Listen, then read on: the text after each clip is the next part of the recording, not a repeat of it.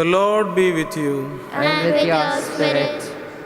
A reading from the Holy Gospel according to Saint Mark. Glory to you, O Lord. When Jesus had crossed in the boat to the other side, a large crowd gathered round him, and he stayed by the lakeside.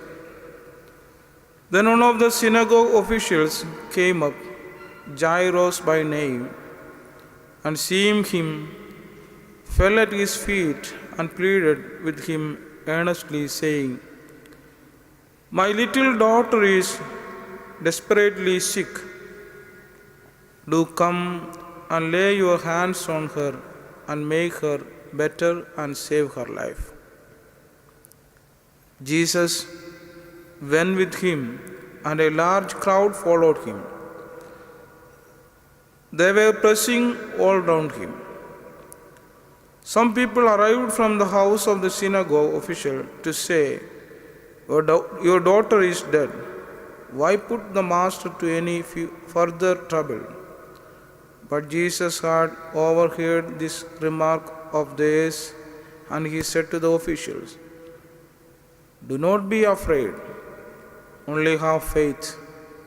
And he allowed no one to go with him except Peter and James and John, the brother of James. So they came to the official's house, and Jesus noticed all the commotion with people weeping and wailing unrestrainedly. He went in and said to them, "Why all this commotion and crying? The child is not dead, but asleep." But they laughed at him. So he turned them all out, and taking him with the child's father and mother and his own companions, he went into the place where the child lay. Taking the child by the hands, he said to her, "Talitha kum," which means, "Little girl, I tell you to get up." The little girl got up at once and began to walk about, for she was 12-year-old. At this they were overcome with astonishment, and he ordered them strictly not to let anyone know about it, and told them to give her something to eat. This is the gospel of our Lord. Praise to you, Lord Jesus Christ.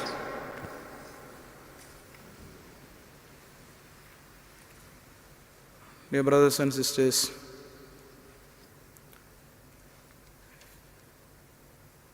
in this gospel passage, we see two incidents which shows Jesus dealing with people of vastly different standing.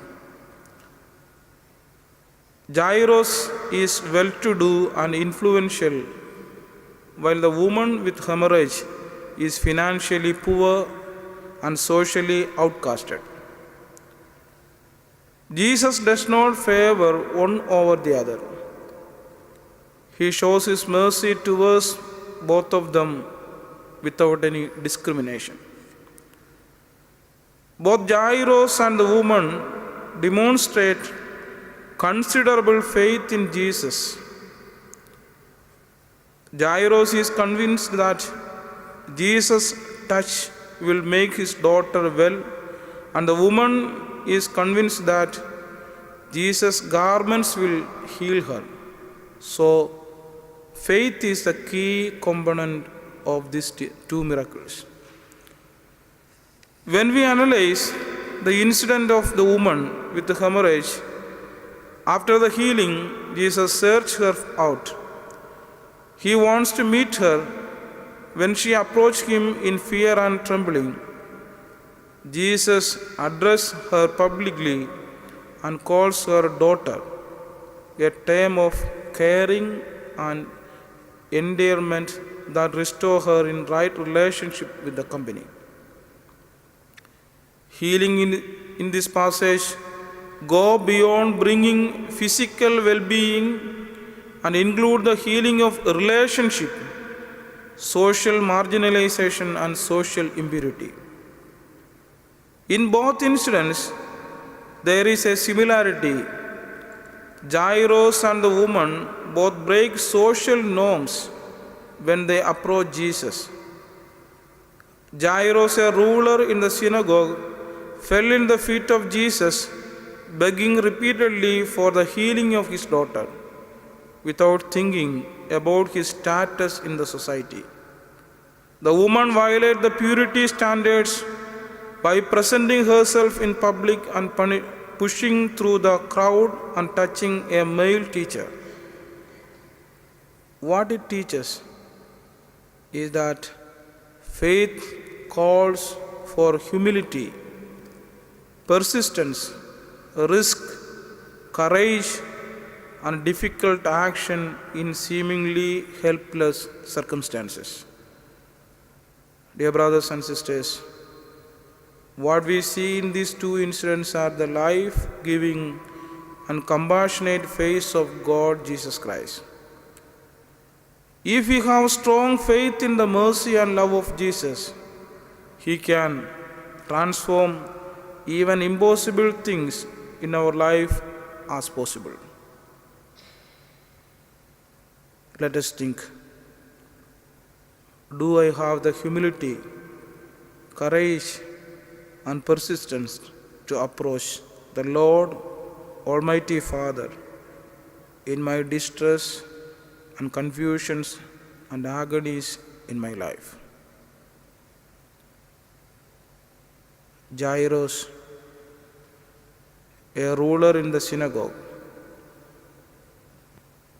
without thinking about his status in the society,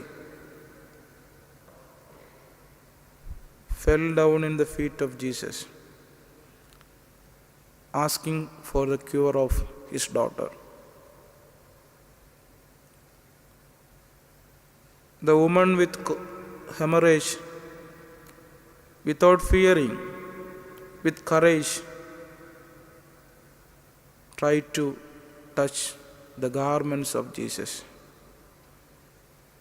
Do I have the humility, courage, persistence to approach the Lord Almighty?